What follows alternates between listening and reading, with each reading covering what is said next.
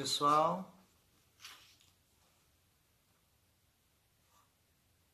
A Fran.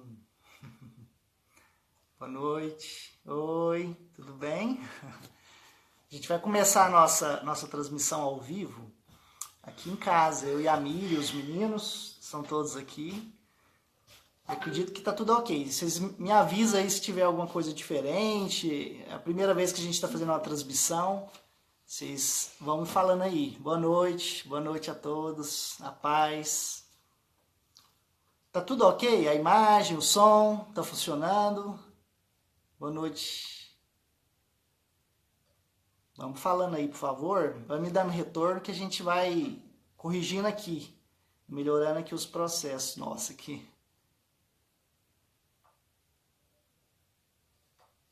Enquanto o pessoal tá entrando, tá tudo me ouvindo? Dá um ok. Fala se está ok, tá ouvindo. Tudo ok. Ok, Kátia, obrigado, hein? Pessoal, é o seguinte. A proposta da nossa transmissão é que cada casa nossa está fazendo uma transmissão. Então já foi o nosso pastor Wanderson, já foi o nosso pastor Alexandre, o Ricardo, o Daniel. Então a gente está fazendo uma experiência, né? Então cada um tem sua forma de transmitir, sua forma de falar, de passar o que está acontecendo, né? E aí a gente vai fazer um momento de 30 minutos. A Miriam preparou uma palavra, ela quis dar uma palavra a respeito nessa transmissão. A gente vai compartilhar um louvor que que os meninos escolheram, né? Deus não está morto. Eles fizeram questão de cantar esse louvor. Então a gente vai fazer o louvor, vai ter a palavra e depois a gente encerra com oração, tá? Aí sejam todos aí, fica à vontade, fala aí, a gente vai se compartilhando a isso, tá? Deixa eu só pôr aqui a letra para os meninos, que eles vão compartilhar e aí a gente vai louvando aqui. Aí tirar a mochila, porque tem que...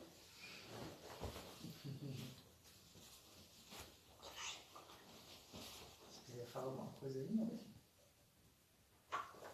Fala mais uma coisa. Se você quiser.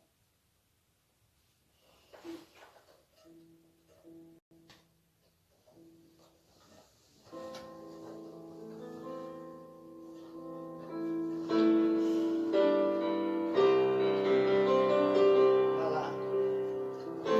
O amor vai explodir e vai trazer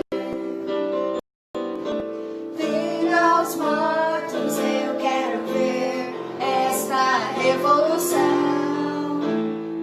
perdida em tua liberdade. Este mundo eu vencerei. Meu Deus não está morto, viverá aqui dentro de mim, rugindo como um leão. Meu Deus não está morto, viverá aqui dentro de mim, rugindo como um leão. Ele ruge, ele ruge, ele ruge como um leão. Ele ruge, ele ruge, ele ruge como um leão. Esperança cresce, as trevas fugirão. Minha fé está morta e eu necessito de ressurreição. Perdida em tua liberdade. Esse mundo eu vencerei. Meu Deus não está morto, viverá aqui dentro de mim, rugindo como um leão. Meu Deus não está morto, viverá aqui dentro de mim, rugindo como um leão. Ele ruge, ele ruge, ele ruge como um leão. Ele ruge, ele ruge, ele ruge como um leão.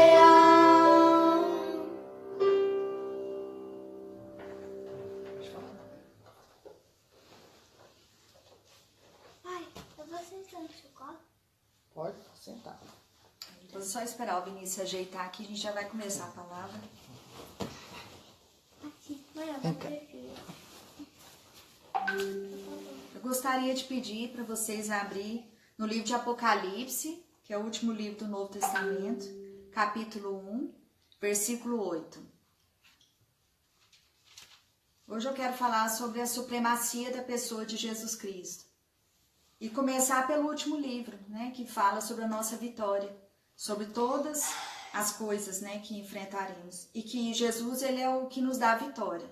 Do início ao fim, ele é o quem garante a nossa vitória sobre todas as coisas. Em Apocalipse 1, versículo 8, diz o seguinte: Eu sou o Alfa e o Ômega, o princípio e o fim, diz o Senhor, que é, que era e que há de vir, o Todo-Poderoso. A palavra de Deus diz, esse é o alfabeto grego. O alfa é a primeira letra do alfabeto, o ômega é a última letra, né, do alfabeto grego, que fala que ele é o início e o fim. Ele cumpriu todas as coisas. Por meio dele, tudo foi feito, tudo foi criado. Nós só existimos por causa de Jesus. Sem ele não haveria esperança para a humanidade. Porque nós somos uma criação que foi caída no pecado, destruída, que não tinha esperança para nós, desde que Adão e Eva caíram em pecado. E toda a nossa linhagem que veio de lá até aqui, até a nossa geração, estava totalmente destinada ao inferno. Porque o salário do pecado é a morte. Então essa palavra diz que ele é o princípio e o fim, o alfa e o ômega. Ele é, ele era e ele há de vir. Ou seja, ele sempre vai ser o Salvador, sempre vai ser o Senhor. A supremacia dele é inquestionável. Ele era o Messias quando ele veio. Há muitos anos atrás, ele foi o Messias, fez todo aquele trabalho, 33 anos de vida consagrado. E ele há de vir para buscar a sua igreja no arrebatamento. Então ele nos promete um futuro, e um futuro com promessa e com vitória. Não temos nenhuma ansiedade de pensar o que pode acontecer comigo no futuro e depois da morte para onde que eu vou.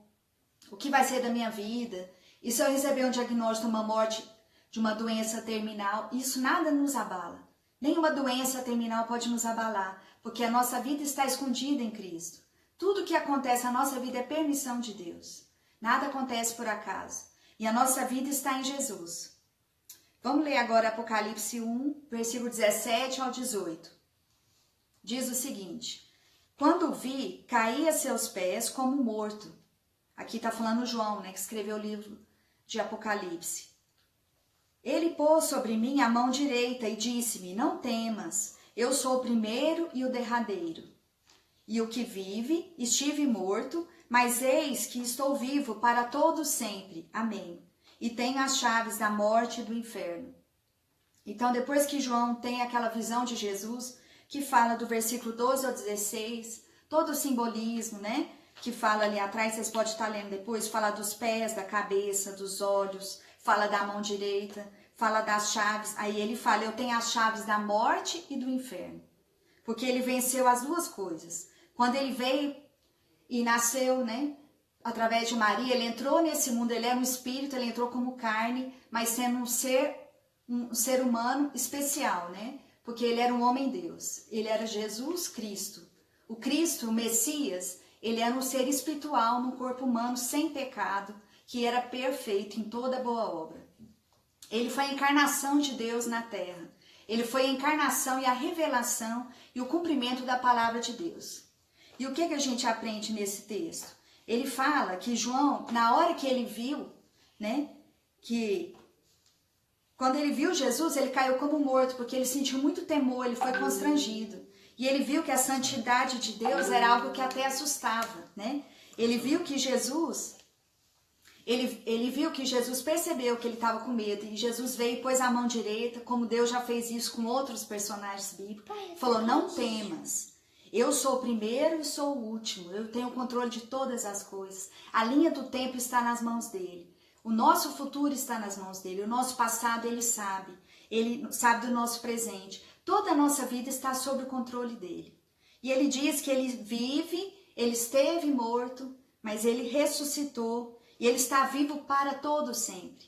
A diferença entre Jesus e outros deuses, como Buda, Maomé, outros grandes profetas que vários seres humanos e seitas hoje adoram, a diferença é que Jesus não esteve morto por mais de 3 dias. Ele ressuscitou e ele se levantou para proclamar o reino de Deus. Ele é um Deus vivo, não é um Deus que está na cruz. A cruz foi uma passagem, mas ele passou pela morte, superou a morte e subiu aos céus. E isso que é excelente na vida de Jesus, que a gente aprende que a morte não é o fim e não é o nosso fim. A morte é o início de uma vida nova com Deus. A Bíblia diz que existem mansões celestiais preparadas para aqueles filhos de Deus, aqueles que aceitaram andar com Jesus. Agora eu quero falar sobre Apocalipse, capítulo 5, versículo 4, o 8 ao 10. Capítulo 5, versículo 4. Eu chorava muito, dizia João, porque ninguém fora achado digno de abrir o livro, nem de o ler, nem de olhar para ele. O versículo 4, eu já li, agora eu vou ler do 8 ao 10. Assim que tomou o livro, só teve uma pessoa que pôde abrir o livro, foi Jesus. Assim que tomou o livro, os 4 seres viventes e os 24 anciões prostraram-se diante do Cordeiro, tendo todos eles harpas e salvas de ouro, cheias de incenso, que são as orações dos santos. Eles cantavam um novo cântico, dizendo: digno és de tomar o livro e de abrir seus selos, porque foste morto e com teu sangue compraste para Deus homens de toda tribo, língua, povo e nação. E para nosso Deus nos constituíste reis e sacerdotes, e reinaremos sobre a terra. E essa passagem fala que João viu que tinha um livro, que tinha escrito por dentro e por fora, e era selado com 7 selos. E os anjos estavam procurando quem que poderia abrir o livro. Ninguém podia olhar e nem podia abrir. E ele começou a chorar em desespero. Ninguém vai conseguir abrir. Não achou ninguém no céu, na terra, nem debaixo da terra, que pudesse ter autoridade de abrir o livro. Aí ele viu o Cordeiro, aquele que foi morto, e ressuscitou. E ele viu Jesus abrindo o livro. Aí ele se alegrou. E ele viu que os anjos tinham muita reverência. E que Jesus era muito respeitado, não só no céu, mas ele também é respeitado em todas as castas celestiais, em todos os céus, em todas as divindades. A gente sabe que o próprio inimigo, o próprio diabo, que é o inimigo das nossas vidas, ele também sabe que o nome de Jesus é poderoso e ele expulsa qualquer tipo de demônio. Qualquer caso de demônio sai com o nome de Jesus, porque é um nome poderoso. Isso porque Jesus venceu a cruz, venceu a condenação, ele se fez pecado por nós, mesmo ele não havendo pecado. Nele não havia imperfeição, não havia um lapso, não havia um vacilo. Jesus era perfeito, um varão perfeito. Ele é a nossa referência de vida cristã. Se temos que ensinar ao mundo como viver como Jesus vive, a gente tem que viver como ele. Porque Jesus é a nossa referência de algo que é excelente. Nós somos humanos, falhos, temos limitações, mas cremos que Jesus, ele veio nos ensinar. Eu fiz obras, mas vocês farão maiores obras do que eu fiz. Ele nos concedeu a oportunidade de fazer obras maiores, um poder ilimitado, se buscarmos a ele e buscarmos o Espírito Santo. Esse poder está disponível a qualquer cristão, só temos que buscar. E são poucos que têm buscado. A gente tem vivido momentos muito difíceis, que as pessoas estão com medo, com temor, só tem notícia de morte, de leitos ocupados, o Covid destruindo famílias, a violência doméstica aumentando. Tem tantas pessoas com medo da morte, medo de pegar uma doença. Um vírus tão pequeno destruir tantas famílias, destruir tantos empregos. E nós, como cristãos, temos que esperar em Deus, crer nele e passar essa esperança para outras pessoas. Não nos abalarmos. Isso não é o começo do fim. Isso é uma coisa que Deus permitiu para que passássemos. Então vamos passar de cabeça erguida, vamos aprender, vamos nos quebrantar. Esse é o momento da igreja se quebrantar e orar. Nós temos inúmeros motivos de oração. Tem famílias sofrendo no mundo todo perdas, e também não só perdas, mas perdendo outros tipos de coisas, como a vida, perdendo o emprego, perdendo às vezes o casamento, o divórcio tem aumentado muito, violência doméstica tem aumentado. Tem pessoas desesperadas que não têm perspectiva nenhuma de vida, pessoas suicidando. Nós temos visto famílias em atrito, famílias sofrendo, e nós temos uma mensagem de esperança para essas famílias. E a nossa vida tem que retratar aquilo que Jesus nos ensinou. Ele é o alfa e o ômega, ele é o início e o fim, e ele não falha. E ele morreu na cruz para nos dar vida e vida em abundância. E é isso que nós temos que ensinar. E nós sabemos que a semente é a palavra de Deus e que o pecado não impera mais em nossas vidas. O pecado já foi liquidado. Jesus, quando ele morreu naquela cruz, levou todos os pecados com ele. Os nossos pecados foram cravados ali na cruz. E a partir do momento que qualquer pessoa que se quebranta, e o Espírito Santo faz todo um convencimento dessa pessoa para ele entender que o pecado desagrada a Deus, essa pessoa abandona o pecado e chega diante de Jesus. Ele aceita o sacrifício de Jesus na cruz. Esse é o segredo. Nós temos que nos achegar a Jesus e ter ele como referência.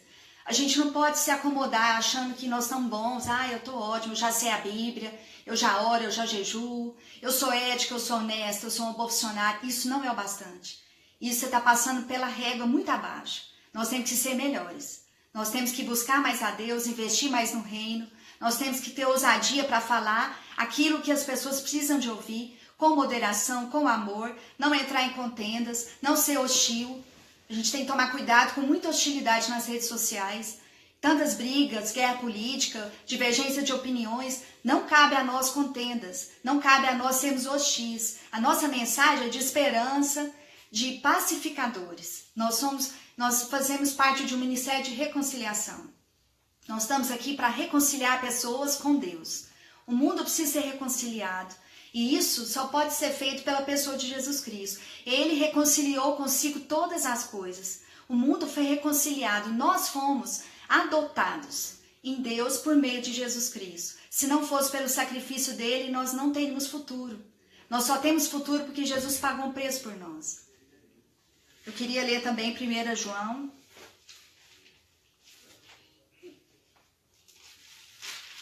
João capítulo 3, versículo 5 até o 18.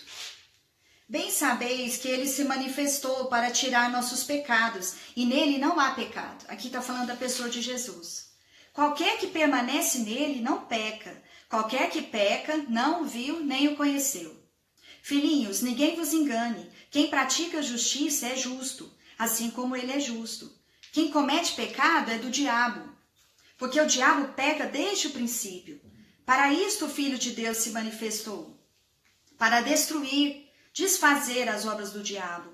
Qualquer que é nascido de Deus não comete pecado, porque sua semente permanece nele, e não pode pecar porque é nascido de Deus. Nisto são manifestos os filhos de Deus e os filhos do diabo. Qualquer que não pratica a justiça e não ama seu irmão não é de Deus. Porque esta é a mensagem que ouvistes desde o princípio, que nos amemos uns aos outros. Não como Caim, que era do maligno, e matou seu irmão. E por que motivo matou? Porque suas obras eram más, e a de seu irmão justas. Meus irmãos, não vos admireis se o mundo vos aborrece. Sabemos que já passamos da morte para a vida, porque amamos os irmãos. Quem não ama seu irmão permanece na morte. Qualquer que aborrece seu irmão é homicida. E sabeis que nenhum homicida tem permanente nele a vida eterna. Conhecemos o amor nisto, que ele deu sua vida por nós e devemos dar a vida pelos irmãos. Quem, pois, tiver bens do mundo e vendo seu irmão necessitado, lhe cerrar suas entranhas, como estará nele o amor de Deus? Meus filhinhos, não amemos de palavras, nem de língua, mas por obra e em verdade. A gente encerra aqui com o versículo 18. Então essa palavra diz que a semente é a palavra de Deus, por meio do qual um homem nasce de novo.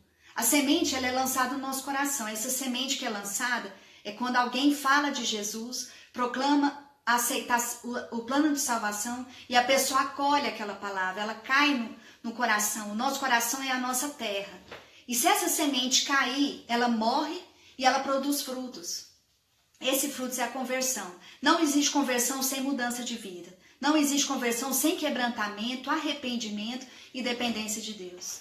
Existe sim conversão quando a pessoa admite que ela não é nada sem Deus e que ela depende de Deus e que realmente ela é suja, ela precisa de Jesus para lavar o sangue. Com o sangue de Jesus ela é lavada de todo pecado. Nós dependemos de Deus. Não fomos nós que amamos a Deus primeiro, Ele nos amou. Não fomos nós que buscamos a Deus. Nós estávamos perdidos em nossos prazeres, em nossa concupiscência, no pecado. Nós estávamos fadados ao inferno. Nosso destino era inferno. Mas Jesus fez toda a diferença. Ele se dispôs a morrer por nós. E ele pagou um alto preço na cruz. Não para que voltássemos para o pecado. Jesus não tirou a gente da lamaçal, né? Da sujeira que o porco fica lá no chiqueiro. Não nos tirou de lá, nos deu um banho, nos deixou limpo para a gente voltar de novo para a lama. Não é isso. A gente não volta porque a gente sabe que com Jesus a nossa vida é muito melhor. É de sobremaneira excelente. Nós temos uma qualidade de vida que o mundo desconhece. A nossa paz, independente de circunstância, independente do que se comemos ou se não temos nada para comer, a gente não depende disso para ser feliz. A nossa alegria está totalmente independente das circunstâncias. A nossa alegria está em Deus. Nós cremos em Deus, que Ele tem o controle de todas as coisas e nada sai do controle das mãos dEle. Ele é soberano, Ele é poderoso e Ele sabe de todas as coisas. Se Ele permitiu, é para o nosso bem. Não há nada que venha de Deus que não é para o nosso bem. Mesmo aquilo que nos parece ser muito mal, desafiante, difícil e árduo. Mesmo no deserto, Deus cuida de nós, como cuidou do povo de Moisés, que mandava aquela nuvem para aplacar um pouco a ira, né? A fúria do sol. E à noite mandava uma coluna de fogo para aquecer no frio. É isso que Deus faz com a gente. Ele nos leva, nos carrega. Por mais que a gente pense que está sozinho, a gente não está sozinho. Ele sempre está conosco. Então aqui fala que quem aceita Jesus não vive mais no pecado. Não há como viver no pecado. Agora eu quero dizer sobre o paralelo de consagração. Se a gente vive a nossa vida consagrada, a gente vive em união e harmonia com Deus. A palavra de Deus é quem nos lava, quem nos redime dos pecados. É ela que nos ensina que o caminho que estamos vivendo está errado. É ela que nos ensina que nós estamos tomando uma decisão errada. Ela nos ensina realmente que aquilo não é da vontade de Deus. Ela nos lava, ela é a lâmpada para nossos pés e a luz para nossos caminhos. Ela é o alerta que nos fala, não é esse caminho, não é essa medida que você tem que tomar, essa decisão não está certa. Ela nos dá sinais de alerta antes que a gente caia num precipício. A palavra de Deus nos lava, ela nos orienta, ela nos educa, ela nos admoesta, ela nos exorta. A palavra de Deus é a medida certa para que andemos nele, em perfeição, em sabedoria, para que possamos agradar a Deus. Como eu sei que posso agradar a Deus? Lendo a palavra. Eu só conheço a natureza de Deus por meio da palavra de Deus. Deus se revela a nós desde o Velho Testamento.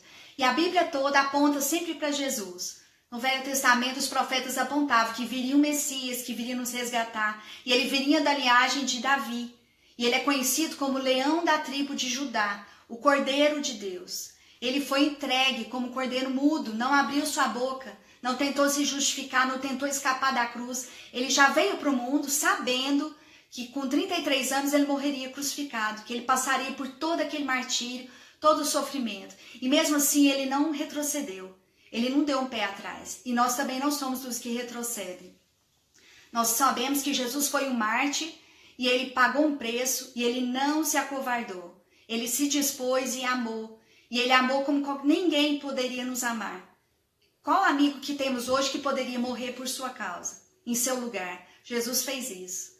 E por isso nós louvamos, e por isso que os céus tremem, por isso que os diabos estremecem quando vê o nome de Jesus. Porque Jesus foi muito corajoso, ele se dispôs, ele é a representação, a verbalização do amor. O amor foi personificado na pessoa de Jesus. Um amor incondicional. Independente de quem o aceitasse ou não, ele morreu por todos. E o pecado que estava em nós foi colocado sobre Jesus. Ele sentiu nas costas todo aquele peso, o peso do pecado, de toda a humanidade. E mesmo assim, ele não abriu mão. Ele desceu da sua glória, se tornou servo, se tornou humano, se tornou um crucificado na cruz, que é vergonhoso. Ele se passou para uma pessoa que cometeu um delito da lei, sendo que ele não cometeu nenhum delito. Ele foi julgado injustamente e não abriu sua boca. Nele não havia pecado, ele foi difamado, testemunhas foram compradas para fraudar, para mentir, e ele não abriu sua boca. Ele foi até o fim, porque esse era o plano de Deus. Ele assumiu um compromisso e não saiu desse compromisso. E é isso que Jesus espera de nós, que tenhamos uma posição reta, que tenhamos retidão. E o que vai mostrar para o mundo que somos de Deus é quando nós amamos o nosso próximo. Pode ser qualquer pessoa, Não falo só amor para os crentes na fé. Eu falo amor com a família, com os vizinhos, com quem trabalha com a gente. É que eles vejam em nós alguém disponível.